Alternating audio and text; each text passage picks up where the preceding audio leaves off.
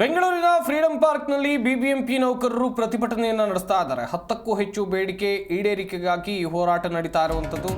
ಕಚೇರಿಗಳನ್ನು ಬಂದ್ ಮಾಡಿ ನೌಕರರು ಪ್ರತಿಭಟನೆಯನ್ನು ಮಾಡ್ತಾ ಇದ್ದಾರೆ.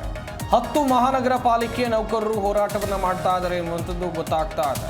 ಬರೀ ಬಿಬಿಎಂಪಿ ಅವರು ಮಾತ್ರ ಅಲ್ಲ, ಹಾಗೆಯೇ ಹುಬ್ಬಳ್ಳಿ ಧಾರವಾಡ ಪಾಲಿಕೆ, ತುಮಕೂರು, ದಾವಣಗೆರೆ ಪಾಲಿಕೆ, ಇನ್ನುಳಿದಂತೆ ಮಂಗಳೂರು ನಗರ ಪಾಲಿಕೆಯ ನೌಕರರು ಈ ಪ್ರತಿಭಟನೆಯಲ್ಲಿ ಭಾಗಿಯಾಗಿದ್ದಾರೆ. ತಮ್ಮ ಆಕ್ರೋಶವನ್ನು ವ್ಯಕ್ತಪಡಿಸಿದ್ದಾರೆ.